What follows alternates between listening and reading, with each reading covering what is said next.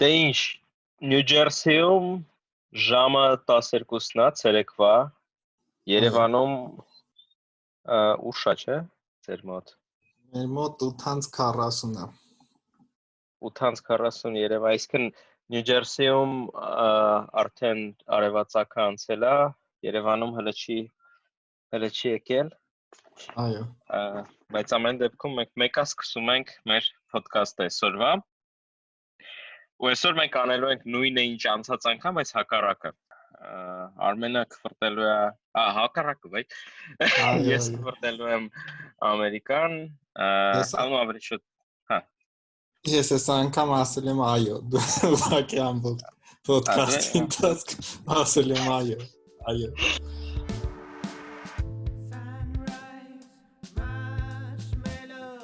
Առաջին լայքի անունը Ֆիլադելֆիան է։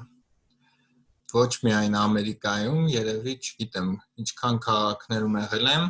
իմ ամենա-favorite քաղաքն է Ֆիլադելֆիան, բայց հենց Ամերիկայի տեսանկյունից եթե նայենք, մի քանի բան կա, որ իրան դարձնում է տենց unique ու իմ համար շատ գրավիչ։ Առաջինը այդ, որ հին Ամերիկան շատ լավ պահպանված է Ֆիլադելֆիայում։ Իմիջիալոց Ֆիլադելֆիան որոշ շրջան եղել է Ամերիկայի մայրաքաղաքը, մինչև Վաշինգտոն DC-ին պատրաստել են։ Այնտեղ է կնքվել դեկլարացիան հիմնադիր հայրերի կողմից, հնչել հայտնի զանգը, որը հայտնել է քաղաքացիներին, որ Ամերիկան կարել դեկլարացիան կնքվեց, եւ այնտեղ են ապրել շատ Ամերիկայի հիմքում կանգնած մարդիկ, այդ թվում Բենջամին Ֆրանկլինը, բայց այս պատմական ակնարկ։ Իսկ հիմա իմ աչքերով ոնց որ ինչի է ինքը դարել իմ համար շատ favorite քաղաք։ Նախ ոնց ասեցի, որ հին Ամերիկան շատ լավ է տեղ, պատմական Ամերիկան պահպանված, ու ես մի հատ փոքր պատմություն կպատմեմ, որ այսպես ասած բովանդակալից կամ ներսից առնչվել եմ այդ հնության հետ։ Ես հանգամանքների բերումով այս գործնական բաներով եղել եմ Ֆիլադելֆիայի ռատուշայում, փաստաթղթերի հետ կապված գործեր, մի կին ուղեկցում էր հարկերից հարկ եւ այլն, ու ինչն էր ամենագրավիչը, որ սենց հնի կողքին շատ լավ նորի կողքին շատ լավ պահպանված էր հինը, այսինքն նորագույն վերելակների կողքին այն 1800-ականների վերջի պատերն էին, շատ լավ ռեստավրացիա արած, նենց որ այդ ամեն ինչը չէր կորել, արդյունքում այդ հնությունը չէր կորել։ Մի խոսքով այդ ինչի այդ City Hall-ի օրինակը բերեցի, որտեղ ինքը լավագույն օրինակներից է, ոնց է պահպանված Ֆիլադելֆիայում շատ հին Ամերիկան։ Այդ արտացոլվում է նաև փողոցներում որոշ, որտեղ բուլիժնիկներ են հնուց սարքած ու պահպանված, տեսարանը ասենց ասած ամբողջանում է, երբ որ այդ բուլիժնիկներով փողոցներում մեկ էլ տեսնում է շատ հին տրամվայ։ Իմիջիալոց տրամվայը Ֆիլադելֆիայի մյուս առանձնահատկություններից է, որ շատ գրավիչ է, ու հատկապես հին տրամվաները, այսինքն էլի ռեստավրացիա արած, բայց 900-ականների, երևի ասենք 20-30 թվականների, այսինքն մինչև հիմա պահպանված, իհարկե տենց շատ չէ, բայց կան ու շատ սիրուն պատկեր է ստացվում։ Մյուս բանը այդ Ֆիլադելֆիայի հետ կապված է, Fillmore Music Hall-ն է, ինքը այդ Music Hall-ը unique մասում է ստեղծված նախկին գործարանի բազայի հիման վրա, ու այդ ինդուստրիալ վիճակները, որ հայտնվելով այդտեղ, ոնց որ դու հայտնվես այդ ժամանակին գործարանում աշխատողների ատմոսֆերայում, այդ Fillmore Music Hall-ից բացի Ֆիլադելֆիայում հաջորդ գրավիչ մասը որն է, որ ի տարբերություն շատ նահանգների, այդտեղ համարյա օրենքի սահմաններում, ու այդ Փենսիլվանիային է երևի համել վերաբերվում, ու հատկապես արտացոլվում է Ֆիլադելֆիայի վրա, համարյա ամեն ինչ օրենքի մակարդակով ազատ է թողնված, այսինքն չկան արգելանքներ ինչ որ գործունեությունների վրա։ Նու խոսքս թմրանյութերի օգտագործում կամ տենց բաների մասին չի, բայց համեմատականի մեջ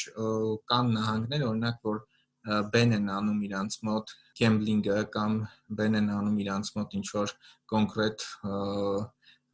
attraction-ներ, տարբեր մի խոսքով ոլորտների հետ կապված բաներ արգելված են, հա, ինչ որ նահանգներում, իհարկե բացի Պենսիլվանիայից կամ Ֆիլադելֆիայից էլի կան նահանգներ, որ այդքան շատ արգելանքներ չկան, բայց Ֆիլադելֆիայի խոսքը կան Ֆիլադելֆիայի մասն է, Ֆիլադելֆիայում այդ հանգեստը նրան, որ շատ տարբեր բնույթի մոտեցումների, հոբիների եւ այլն տեր մարդիկ գալի կուտակվում են մի կետում, մի կողմից այդ մի քիչ հատվածներ կա էքստրիմ է թվում, որ տենց խառն է ամեն ինչ, բայց մյուս կողմից էլ շատ գրավիչ է այդ պատկերը տեսնել, որ ամենախառը տարբեր մարդիկ հավաքված են իրար գլխին։ Վերջին իրականում հավես պահը Ֆիլադելֆիայի հետ կապված, այդ Ֆիլադելֆիա չիզստիկն է, շատ հայտնի սենդվիչի տեսակ է, երևի ասենք, չգիտեմ, այդ ինչի տեսակ է, որ ուրիշ տեղերում իհարկե կան Ֆիլադելֆիա չիզստիկներ, բայց ոնց որ Ֆիլադելֆիայի բնակիչներն են արդարացիորեն նշում, բացի իրենց մոտից, ոչ մի ուրիշ տեղ այդ Ֆիլադելֆիա չիզստիկը չեն կարողանում նորմալ պատրաստել։ Ու այդ համընկնում է իրականության հետ։ Իմ մոտ նման հույզեր կան Նյու Յորքի մասին, հատկապես Նյու Յորքի Մանհեթենի հարավային մասը, որը կոչվում է Ընտենցը կոչվում է Lower Manhattan, մասնավորապես Soho district-ը, որտեղ հիմնականում այնտեղ տուրիստները չեն էլ հասնում, այսինքն այնտեղ որ մանգաս տուրիստ գրեթե չկա, ու այդտեղ կայֆը այն է, որ հիմնական comedy club-երը, այսինքն հիմնական stand-up club-երը, gay club-երը նաև այնտեղ է։ Այսինքն ամեն ինչը այնտեղ է գցած ու այնտենց կայֆ է, չգիտեմ, մանես գալիս stand-up կոմիկներ են իրենց ներկայացումները ռեկլամ են անում, հենց դուրսը կանգնած, տիպը կես ժամից ներկայացում կա եկեք եւ այլն։ Չգիտեմ, ինչ որ խոսակցություն կարող է բացվի իր հետ, թե ինչի մասին է եւ այլն։ Ու ես ահագին գնացել եմ այդ stand-up-ներին, ահագին sense մտերմիկ մթնոլորտ է ստեղծել, որտեղ քիչ մարդ է, իրականում, չգիտեմ, դա Նյու Յորքի համար, նույնիսկ ուրբաթ չորեքշաբթի օրերին այդ փաբերում շատ բավականին քիչ մարդ կա Նյու Յորքի մասշտաբներով։ Ես հիշեցի, որ մի անգամ եղել եմ տենց stand-up-ի, չեմ հիշում իրական, հաստատ Նյու Յորքում չէր, ուրիշ քաղաքում էր, որ ասեցի ուղղակի հիշեցի ինչ բան, ասենց ինչ տարօրինակ մթնոլորտ էր ու ինչ ֆրիկ մթնոլորտ էր ու ինչ որ անկապներ էր իրականում, մեկը դուրս գալիս Մեկը ինչ որ դուրս էր գալիս անկապ բաներ էր իրականում ասում։ Հա, դու հումորները կատակները իրոք մեկ-մեկ տուֆտա են, որտեվ Հա, բայց բոլորը նենց էին սենց բան անում, ուրախանում, սենց ուզում էի ասել։ Ինչքան հասկանում եմ, այդ stand-up կոմիկները տենց ձրի ներկայացումների ժամանակ ուղղակի իրանց կատակներն են պարապացնում, փորձում եւ այլն։ Որ մեծ բան ավելի ներկայացվում։ Հա, որ ավելի մեծ ներկայացվում, բայց այդտեղ շատ հաճախ այդտենց տեղեր հայտնի կոմիկներ են հայտնվում, այսինքն Անան Ջիմ Քերին էլ էլի տենց սկսել։ Չէ, բացի չեմ ասում միջև իրանց հայտնի դառնալը, հայտնի դառնալը Louis CK ասում են հիմա, երբ իրան փակեցին մեծ սցենային դոստոպ, ինքը տենց տեղեր է գնում։ Բայց ես չեմ տեսել իրան։ Գրաֆիկն էլ է տեղից։ Ինչ որ է։ Հիմա իմ հերթն է, ֆրտել։ Ուրեմն առաջին ահավոր մեծ խնդրեմը, որ ես ստեղ ունեցել եմ, այդ հասարակական տրանսպորտն է։ Հասարակական տրանսպորտից Ամերիկայում կարելի է խոսալ անverջ, դու ինձ լավ գիտես ու եթե լսողներ կան որ չգիտեն, Միացյալ Նահանգները մեքենաների երկիր է։ Այստեղ բոլորը ունեն մեքենա by default։ Ոստեղ մեքենան չի համարվում ինչ որ լրացուցիչ բան, այսինքն Շքեղություն։ հա, շքեղություն կամ ինչ որ բան առանց որի դու կարաս ապրես։ Կոպիտ ասած մեքենան դա նույնն է, ոնց որ, չգիտեմ, զուգարան ունենաս տանը։ Դա առանց դրա դու չես կարող ուղղակի ապրես։ Ու մեքենայական մշակույթը, մեքենաների մշակույթը ստեղ հասցված է իր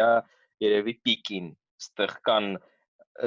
drive-through կոչվածները, drive-through-ն է երբ մեքենայով ինչ որ սերվիս է ստանում, առանց մեքենայից դուրս գալու, ու ընդ որում խոսքը միայն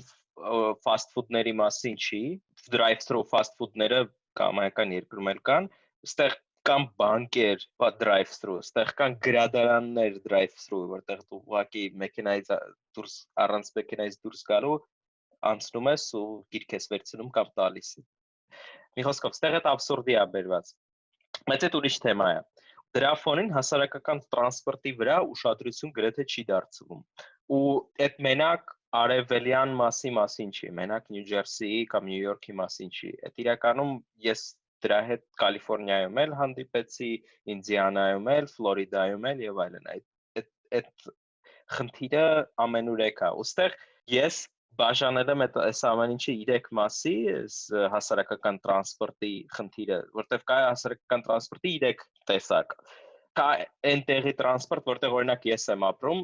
փոքր թաունշիփներում, գյուղերում, փոքր քաղաքներում, Նյու Ջերսին մեծամասամբ հենց տենց քաղաքներից է բաղկացած, որտեղ հիմնականում մարդիկ ապրում են կամ սեփական տներում, կամ ինչ-որ 1-2 հարկանի կոմպլեքսներում։ Ու խնդիրը այդ մասի տրանսպորտի էնա, որ այդ կոմպլեքսները կամ այդ տները, որ կառուցված են, իրանք չունեն ոչ մի դոստուպ կողքի ենթադրենք քաղաքին կամ կողքի խանութներին եւ այլն։ Այսինքն կոպիտ ասած տնից խանութ հասնելու համար դու մեքենայով պետք է անցնես, որովհետեւ 4 կողմը կամ տրասա է կամ ինչ-որ ճանապարհներ, որոնք ուղղակի ֆիզիկապես դու չես կարա ոտքով քայլես կամ ոտքով կամ հեծանիվով կամ ինչ-որ տենց բանով։ Ու իհարկե տենց տեղեր հիմնականում ավտոբուսները եւ այլն չեն հասնում։ Ու Նյու Ջերսիի մեծ մասն է հենց տենց։ Այսինքն Նյու Ջերսիում կոպիտ ասած, եթե դու մեքենա չունես, դու տնից հեռու, շատ հեռու չես կարող ուղղակի գնալ։ Ու այնտեղ որտեղ կարաս գնաս, հիմնականում ոչ մի բան չկա, այսինքն բանկ չես կարող հասնես կամ խանութ, սուպերմարկետ չես կարող ուղղակի գնալ։ Իմ սիտուացիան հիմա օրինակ հենց տենց է։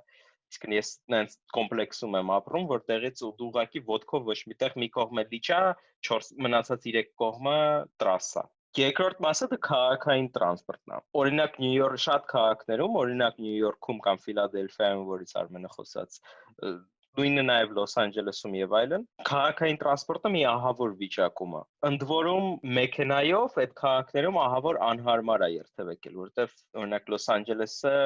այնտեղ ապրող, եթե մարդկա կիմանա, իրանց գլխավոր տրասան, որ անցնում է ցարավ Լոս Անջելեսի միջով, անընդհատ պրոբկաների մեջ է կանգնած, այսինքն այնտեղ երթևեկելը ընդհանրապես անհնար է։ Նյու Յորքի դեպքում Մանհեթեն մտնելու մուտք գործելու համար պետքա փող վճարել։ Ու Մանհեթենն էլ նույնիսկ այդ ամեն ինչի հետ մեկտեղ ինքը մեկը էլի պրոբկաներում կանգնած է, այսինքն ահավոր անհարմար է մեքենայով քաղաքներում։ Ու դրա հետ մեկտեղ ենթադրենք մետրոն Նյու Յորքում ահավոր վիճակում է։ Դրան մի առանձին, չգիտեմ, ոդքասթի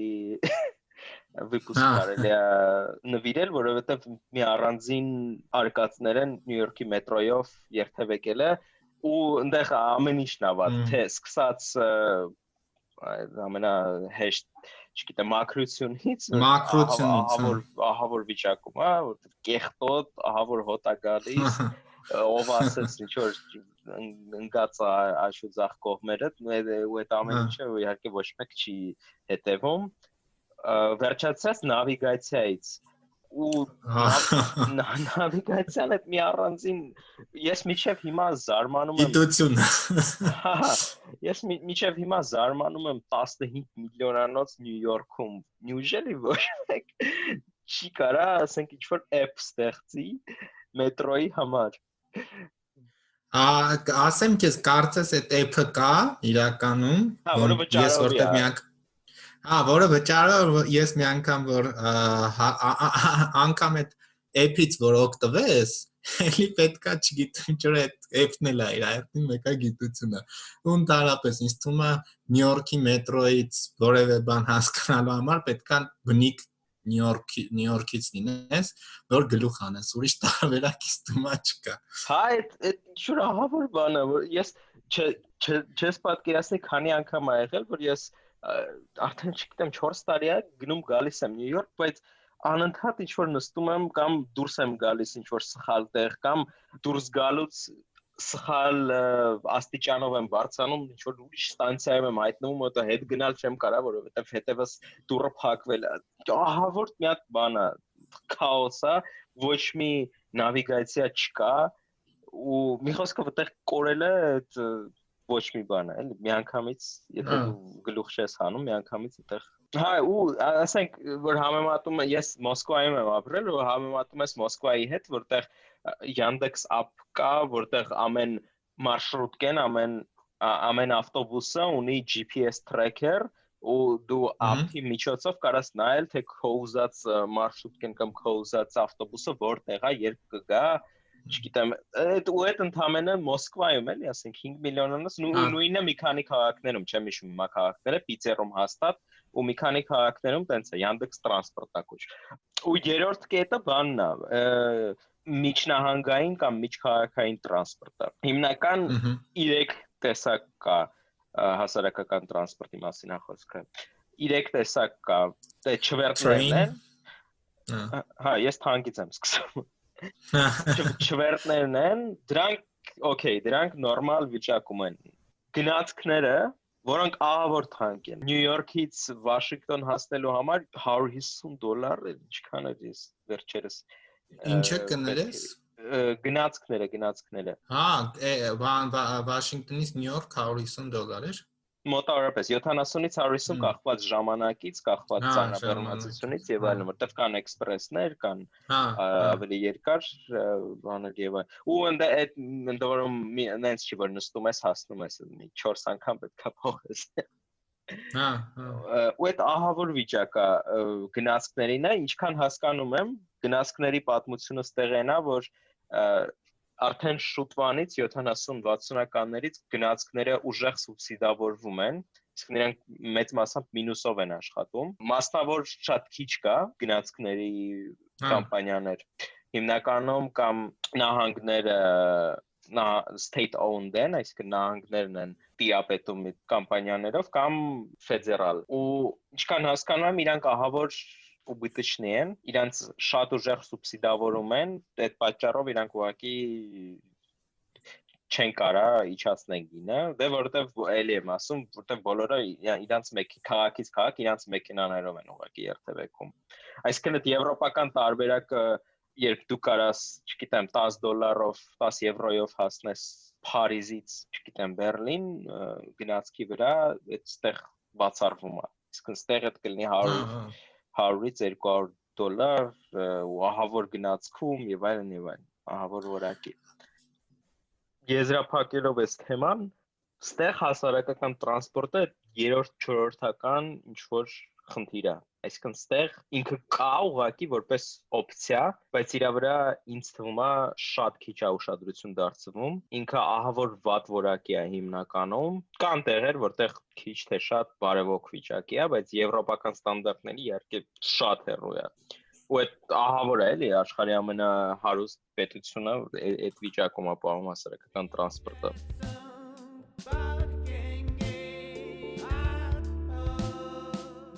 Անցնենք երկրորդ լայքին, ոնց առաջինից երևի արդեն հասկացար, այսօր այդքան փաստերի վրա հիմնված ինչ որ ավելի, չգիտեմ, ավելի հուզական ինչ որ ֆոնից եկող լայքեր են, անձնական փորձից եկող ավելի ճիշտ։ Ու օքեյ, երկրորդ բանը այդ բիզնես դաշտն է Ամերիկայում։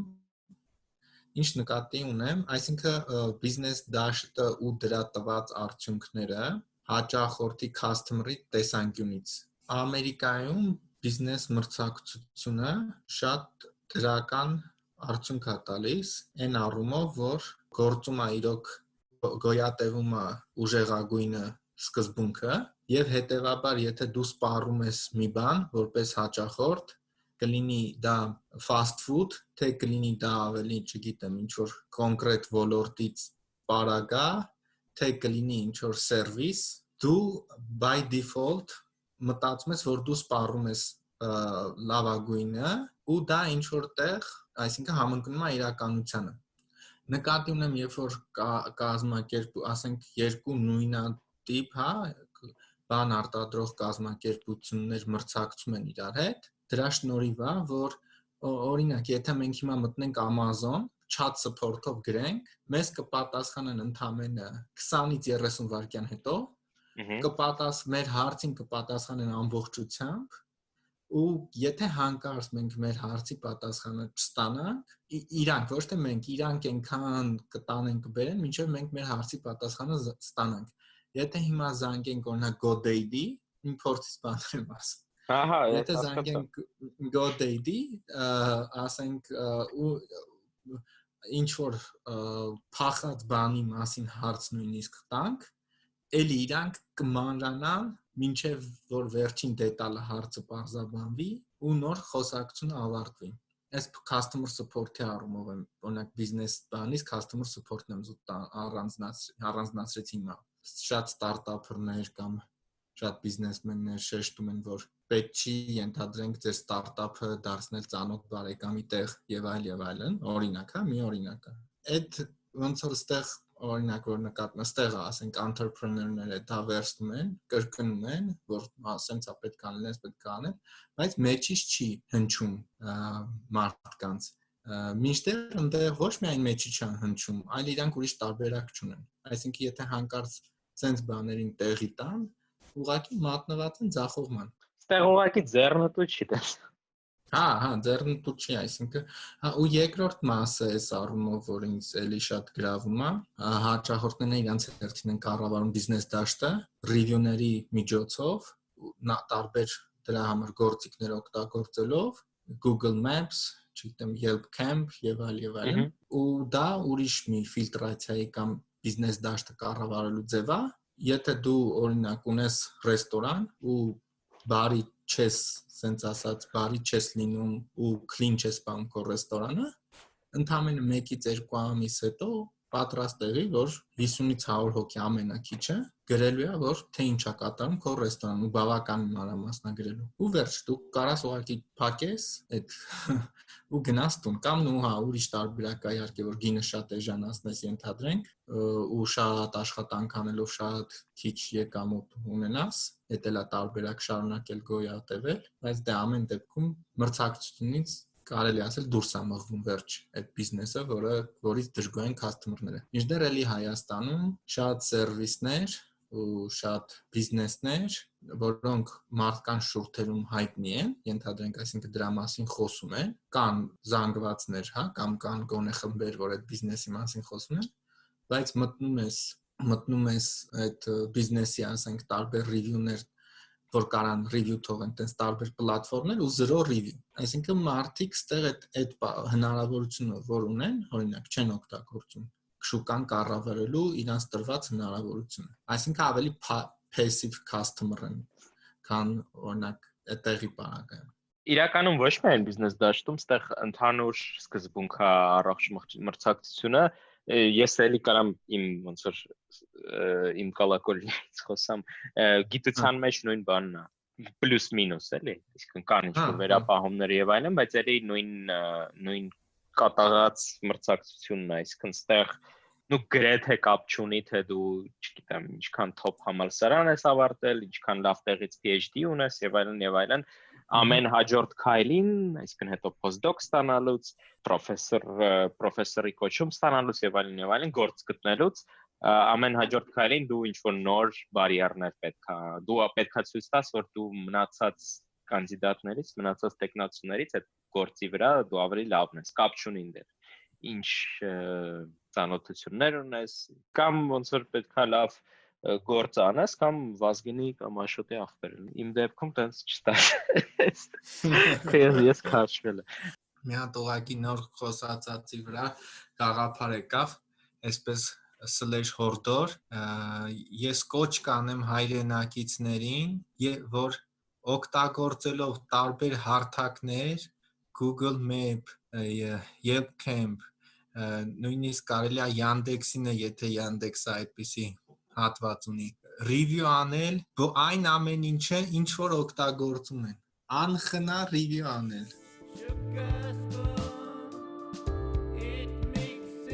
Այս երկրորդ խնդրեմը սրա մասին ընդհանրապես քիչ գիտեի, բայց որ սկսեցի կարդալ ինչ որ վիդեոներ նայել, ահագին բան իմացա ու ահագին վատ ինչ որ պատկեր ստացվեց։ Ես չգիտեի, որ այսքան վատ աստեղ է դրա այդ ամեն ինչի վիճակը։ Այդ բնակարանային կրիզիսն է։ Ես դրա հետ ինչ որտեղ առնչվել եմ, քանի որ ես այդտեղ բնակարան մանեկել եմ վարձով, բայց ես բարձա բարեբախտաբար երևի այն խավից չեմ, որ ամենաշատն է տուժում այդ բնակարանային կրիզիսից, որտեղ դա իմ դեպքում հեշտ է, որտեղ ես ոչ երեխա ունեմ եւ այլն, այսինքն ինձ ինչ որ մեծ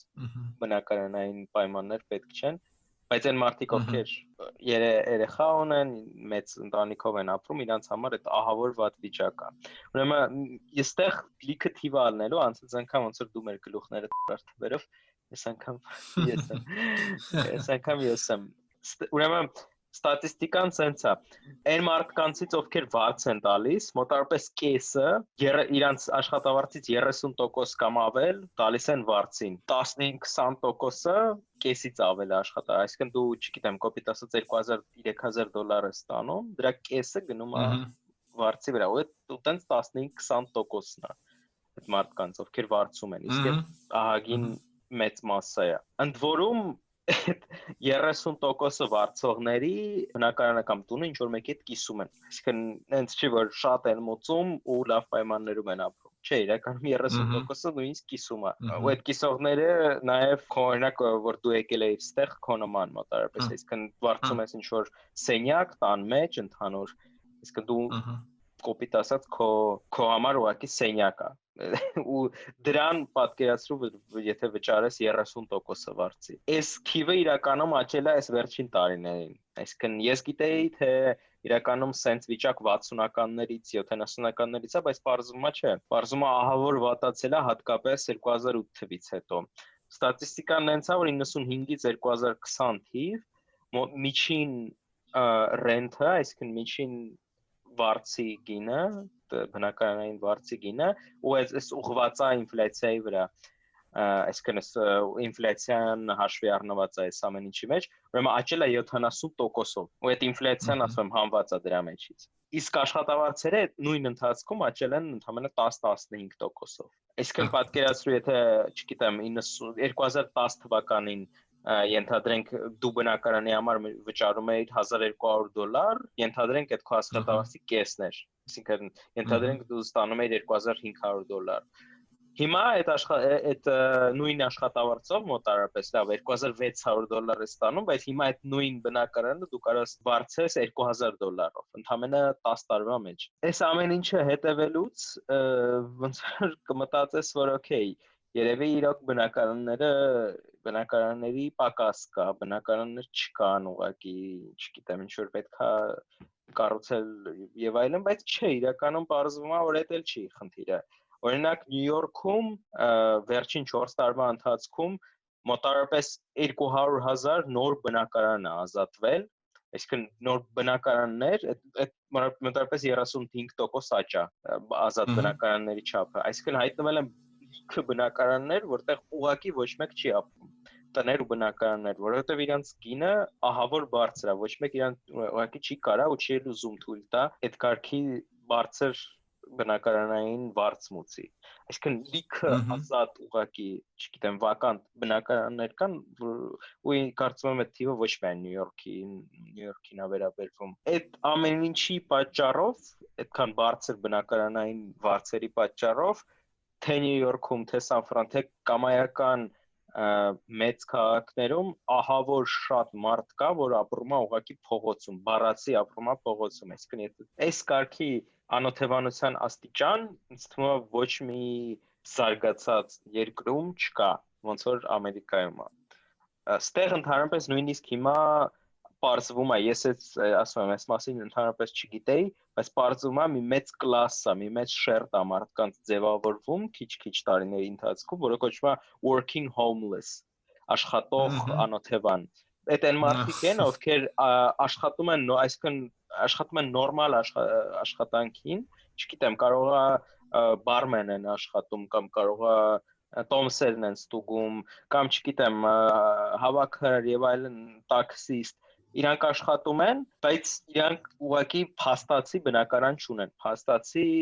տուն ապրելու չունեն, իրանք փողոցում են ապրում։ Իրականում այդ ամենաշատը իհարկե այտենց մարդկանց թիվը Սան Ֆրանցիսկոում ու Լոս Անջելեսում է, Կալիֆոռնիայում, որտեղ այնտեղ մարդիկ եղանակից ելնելով կարան իրանց թույլ տան փողոցում պալատկայում ապրել։ Կներես, դու տեղ include արել էիր այն մարդկանց, ովքեր ոչ թե վարձ են վճարում, այլ house loan են վճարում կամ հիպոթեք։ Չէ, այստեղ մենակ վարձերի մասին է խոսքը, հələ ոչ։ Իսկ հիպոթեկը մի առանձին բան է, հա։ Հիպոթեկ շատ ավելի քիչ մարդ է ինձ թվում է հենց հիպոթեք վճարում, ու այդ մարդիկ, ովքեր հիպոթեք են վճարում, քիչ թե շատ ապահովված են, չնայած միշտ չի տենց, դու ճիշտ ես, ու շատ անգամ մարդկանց վռնդում են տանից, որովհետև հիպոթեկ չեն կարողանում մուծել եւ այլն, բայց այստեղ խոսքը հենց վարձի մասին է։ Վարձը որպես վերջին ապաստարան, հա, այսինքն ոնց որ եթե տուն չունես, դու գոնե կարող ես վարձ մուծել, բայց բարձվում է այդքան էլ չէ։ Ու այդ վռնդելուց խոսալուց իրականում այս ինչ պատմում եմ, այս ստատիստիկան մի հատ Princeton-ի պրոֆեսոր կա, որ այդ հարցով զբաղվում է, իր ինչ որ հոդվածներից, ինտերվյուներից եմ վերցրել, իր ասելով, օրինակ քաղաքներ կան,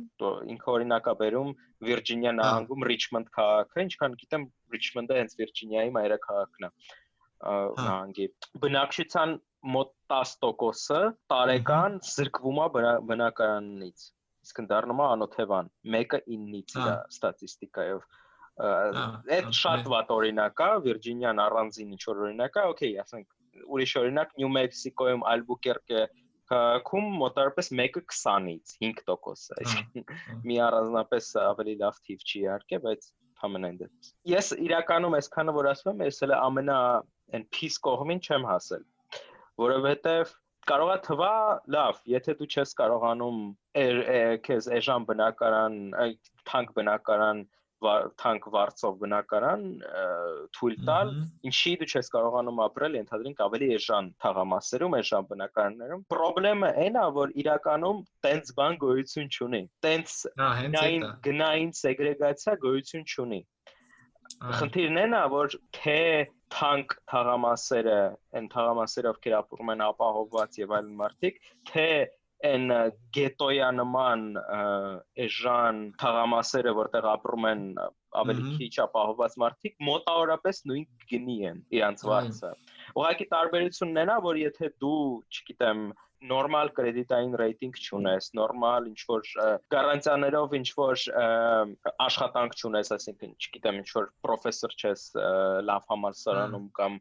չգիտեմ, ինչ որ օֆիսում չես աշխատում, որտեղ քեզ տարբեր տեսակի գարանտիաներ են, սոցիալական գարանտիաներ են տալիս, քեզ ուղղակի չեն թույլ տա ապրես այդ թաղամասում։ Նույնիսկ հաշվի առնելով, որ վճարելու ես դու մոտավորապես նույն գինը։ Իրականում ամենաշատը հենց տուժում են այն մարդիկ, ովքեր, ասում եմ, ինչ որ վատ կրեդիտային ռեյտինգ ունեն կամ ինչ որ ինչ-ինչ պատճառներով հայտնվել են այդ վիճակում։ Westminster համայնքում, որտեղ բնակվել եմ, Նյու Ջերսի, իմ բնակվելու ընթացքում երկու ընտանիք ես գիտեի, ես ճանաչում էի, կան շատ մոտիկից չէ, իհարկե հեռակա ավելի շատ։ Երբ որ անդամներից մեկը difficulty-ներ ուղղակի ունեցավ ու ստիպված էր որոշ ժամանակ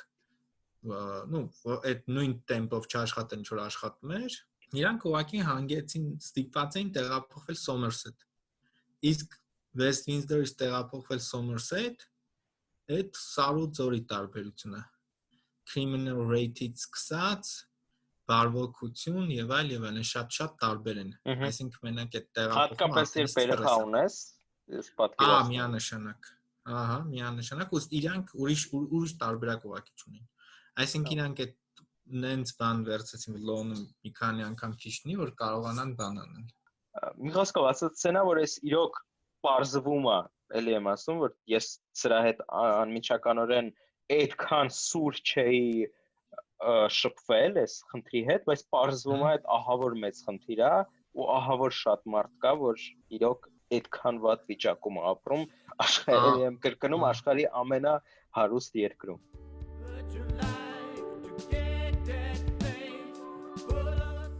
Իմ երրորդ լայքյանը ես դրել եմ 50 մայլ շառավղի կանոն, այդ ես եմ հորինել 50 մայլ շառավղի կանոնը։ Կան կոնկրետ location-ներ, որտեղ դու լինելով 50 մայլ շառավղով կարաս գտնես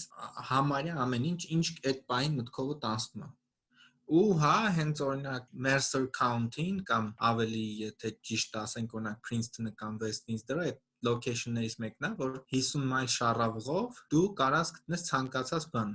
ինչ սիրտդ ուզի։ Սկսած roller coaster-ների պարկից, որտեղ իհարկե պետքա լինեն ըստ US-ի կանոնների ամեն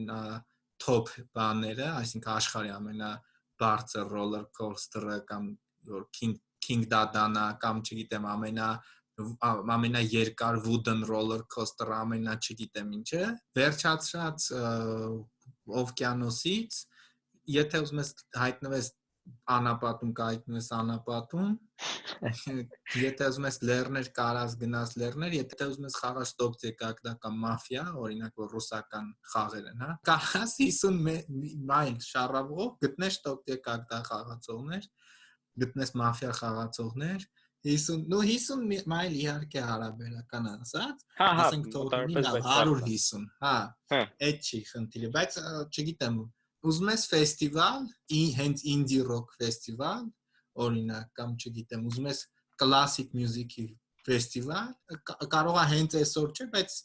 մոտ event-ները եթե նայես 150 մայլ շառավղով ասենք 5 օրից կլինի եթե այսօր չկա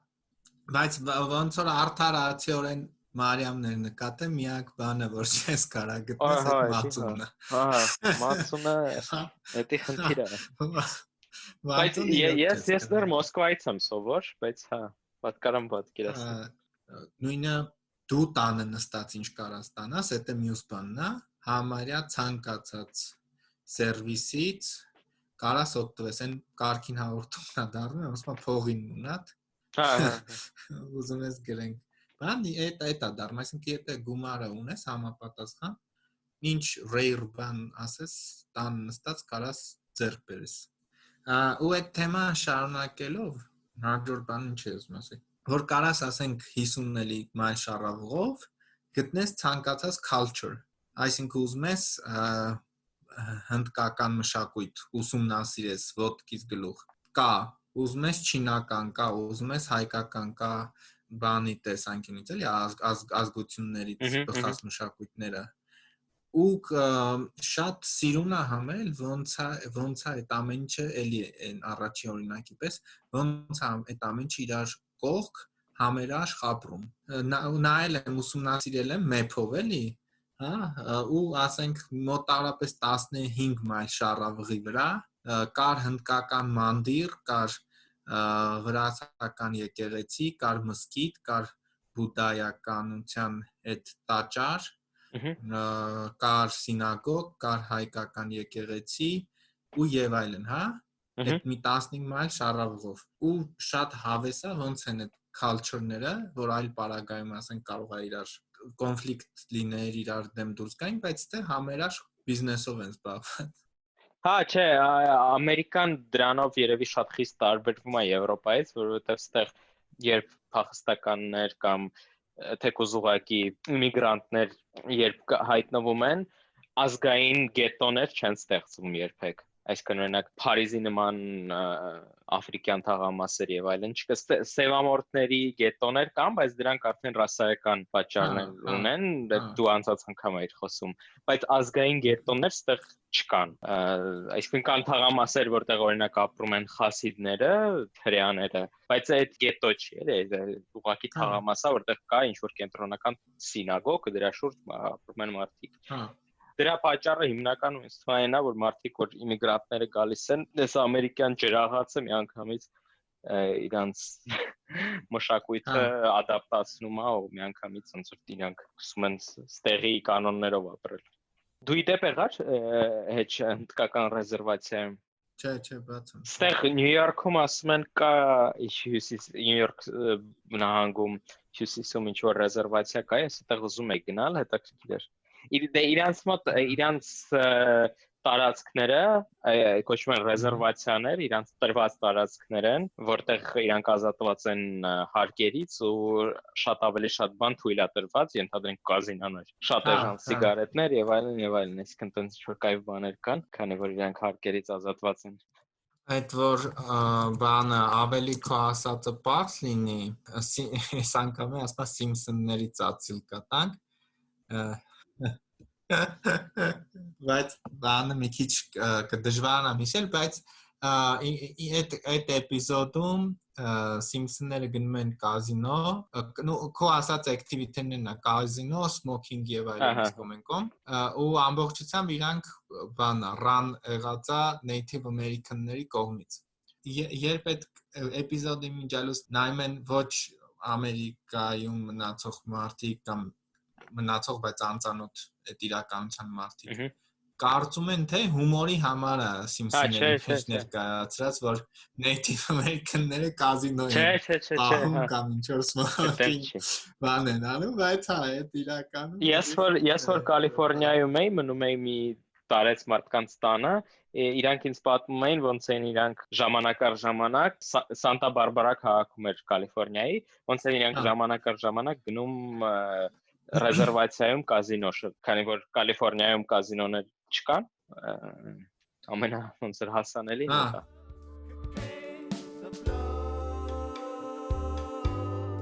Այս մեկը լինելու անձնական ահավոր ու երևի ահավոր էմոցիոնալ, այդ ստեղի ձախայիններն են, ու ստեղ կամերա քանի որ չկա, ձախայինը ես ստեղ ճակերտների մեջ եմ սենց դնում, որտեղ պարզ է իրական ձախայինների մասին չի։ Դու գիտես որ իմ հայացքները ահագին ձախական են, ու ես ոնց որ ձախ շարժման դեմ հենց ոչ մի բան չունեմ, բայց ստեղի ճակերտավոր ձախայինները մարդիկ ովքեր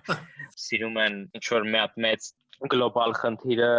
փոքրացնել, հասցնել ինչ որ շատ տուֆտա մակարդակների, փոքր մակարդակների ու կռիվ տալ հողմահացների դեմ, ֆանտոմային երևույթների դեմ պայքար մղել, որոնք որ ընդհանրապես գոյություն չունեն ու ընդհանրապես խնդրի լուծում չեն։ Հենց այդ ձախայինների մասին աստեղ խոսք գնալու։ Ես իրականում կուզենայի սկսել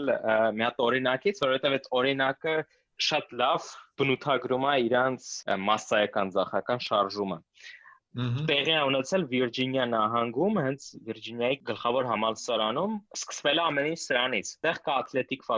ատլետիկայի ֆակուլտետ, այդ ֆակուլտետը լոգո է փոխել ժամանակին։ Մի քանի տարի առաջ, ինչ որ 2010 քանի թվականին։ Նոր լոգոյում, նոր լոգոտիպում իրանք այդ համալսարանին հատկանշական այգու յուրահատուկ տիպի պատեր են ցույց տվել։ Սենց ձևավոր պատեր են եղել, որ այդ համալսարանում կառուցվել են 250 տարի առաջ, ասենք 200-250 տարի առաջ, իրանք այդ պատերն են պատկերել այդ լոգոյի վրա։ Վիրջինիայի համալսարանը մոտ 200 տարեկան է, այսինքն 1820-ական թվականներից է ստեղծվել։ Խնդիրն է նա, որ պարզվեց, որ այդ պատերը ի սկզբանե կառուցել են այդ այգու շուրջ, որ Վիրջինիայում սովորող սպիտակ ուսանողները չտեսնեն սևամորթ աշխատողներին, ովքեր այդ այգում աշխատելուց են եղել։ Պարզա մեծ աղմուկ բարձրացվեց, որ ինչի համար եք այդ պատերը նկարում, չնայած այդ պատերը ոնց որ այդ կոպիտ ասած այդ համալսարանի ինչ-որ հատկանշական ուղղակի ճարտարապետական ատրիբուտ է, Okay, լավ, արդեն ոնց որ վառածի հոտ է գալիս, այդ ամենը չի, բայց ենթադրենք այդ իրոք ոնց որ պետք էր մտածել եւ այլն։ Okay, լավ։ Դրանից հետո մեծ աղմուկ սկսեց բարձրացվել, բա գիտեք ինչ, Թոմաս Ջեֆերսոնը, որը ԱՄՆ 4-րդ նախագահն է, ինքը Ամերիկայի Սահմանադրության հեղինակն է, այսինքն ինքն է այդ ամեն ինչը գրել ու կոպիտ ասած Ամերիկայի հիմնադիր հայրերից է։ Ու սկսեցին աղմուկ բարձրացնել, թե բա Թոմաս Ջեֆերսոնը պարզվում է ստրկատեր է եղել։ Այսինքն ինքը ունեցել է ֆերմա, ռանչո, ինչ որ ունեցվածք, որտեղ աշխատել են ստրուկներ։ Ու քանի որ Թոմաս Ջեֆերսոնը նաև Վիրջինիայի համալսարանի ոնց որ հիմնադիրն է եղել, իր պատկերը, իր արձանը կա Վիրջինիայի համալսարանում, ինքը ունի ինչ որ իրան նվիրված մեդալներ կան, այսինքն Թոմաս Ջեֆերսոնի անվան այսինքն մեդալ, դիպլոմների վրա իր պատկերը կա եւ այլն եւ այլն։ Ու սկսեցին դրա դեմ պայքարել շատ պրոֆեսորներ, ուսանողներ, մի խոսքով, մարդասախայիններ։ Բա իր պատկերը պետքա հանենք, պետքա, չգիտեմ, ջնջենք, պետքա ընդհանրապես այդ ասոցիացիան կտրենք։ Դրանից հետո այդ ալիքի վրա աղմուկ բարձրացվեց Վիրջինիայի մի ուրիշ քաղաքում, Շարլոտսվիլում, երբ քաղաքի կենտրոնից ուզեցան հանել գեներալ Լիի արձանը, որը եղել է հարավային նահանգների միասնության գլխավոր հրամանատարը։ Քանի որ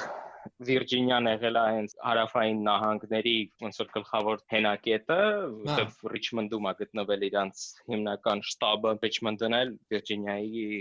մայրաքաղաքն է։ Իր արձանը այնտեղ արդեն 200 քանի տարի կանգնած է։ Ու փորձեցին հանել։ Ու ինչքան հասկանում եմ, նույնիսկ հանեցին։ Ես չեմ հիշում կոնկրետ։ Ես նախ այդտեղ այդ ամեն ինչի մեջ նախ մի հատ չեմ հասկանում, ինչի հենց հիմա ընդհանրապես որն է դրա հարկավորությունը, այսինքն ինչ խնդիր է դա լուծում։ Այդ լուծումը խնդիր ռասայական խտրականության, չեմ կարծում։ Չեմ կարծում, որ դրանից հետո ինչ որ ձև, չգիտեմ, սևամորթ մարդիկ, ինչ որ դրական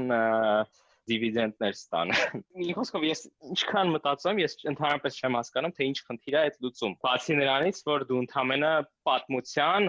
միգուցե մի քիչ անհարմար, մի քիչ, չգիտեմ, կեղտոտ պատմության, ինչ որ մասը պրոստը ջնջում ես։ Ինչ որ անհասկանալի մոտիվացիա է, այսինքն ես այդ մոտիվացիան չեմ հասկանում, բայց ինչ դրանից հետո սկսվեց։ Այսինքն ինչ էին ուզում ու ինչ ստացվեց։ Վիրջինիայում շատ ակտիվ են աչայինները։ Իրանց մասին ես առանձին նույնիսկ կետ չեմ ուզում ընդգծել, որովհետև հասկանալի է թե ինչքան մարդիկ են դրանք։ Այսինքն ինչքան հայացքներ ունեն, ինչքան կոպիտ ասած ֆաշիստական հայացքներ ունեն, այսինքն դրա մասին նույնիսկ խոսալն է ավելորդել։ Բայց ակտիվացան իրանք կազմակերպեցին երթեր ռալլիներ, լինքը կտամ, կոչվում է Unite the Right Rally։ Զենքերով, վայենի ֆորմաներով, չգիտեմ, զիգեր գցելով սկսեցին ման գալ Վիրջինիայում։ Այս զախայինները դուրս եկան իրանց դեմ։ Պարզ է, ոչ մի լավ բանով չէր ավարտվի, իտոգում ինչ որ մի մարդու գցեցին ավտոյի տակ, այդ աչայինները մի վերտալոտ գցեցին, 2 միլիցիա մահացավ, 30-ից ավել մարդ վիրավոր, սաղին տփեցին, в общем, ուղարկեցին տուն։ Լավ, աչայինները հասկանալի է, իրանք ֆաշիստ են, իրանք շատ տարօրինակ հայացքներ ունեն, իրանք հայացքները նույնիսկ դրա մասին նույնիսկ խոսալն ավելորդ։ Ես չեմ հասկանում ցախայինների այդ մղումը անընդհատ այդ կոնֆլիկտը հանել երես ու անընդհատ այդ կոնֆլիկտը քորել։ Ու անընդհատ այդ ոչ միայն քորել, լավ եթե ընդհանրենք դու հանում ես երես ու փորձում ես, չգիտեմ, այդ ինչ որ ձև հարաբերվել այդ կոնֆլիկտի հետ, ինչ որ նոր հայացքներ տալ այդ կոնֆլիկտին։ Չէ, դու ուղղակի գնում ես կոնֆրոնտացիայի, հասկանալով, որ ընդհանրապես այդ ոչ մի հարց, ոչ մի խնդիր, ոչ մի լուծում չի տալիս այդ կոնֆլիկտին, ոչ մի դիալոգ չի առաջանում քո ու հակառակ կողմի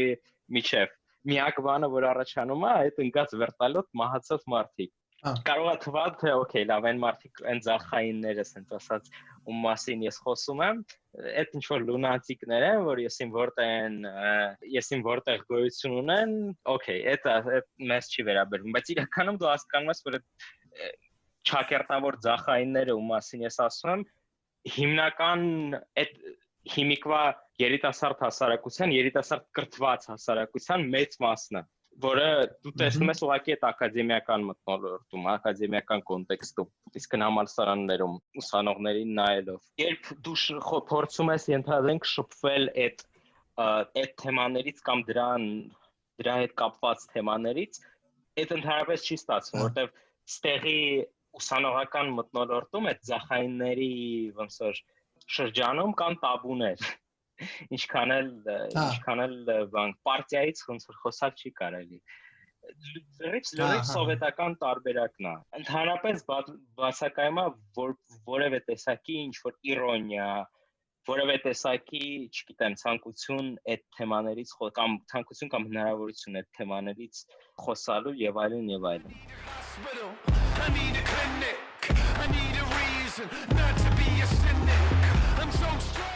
Առաջարկում եմ համեք ստուգենք ով է հասել մինչև այս պահը, ով որ հասել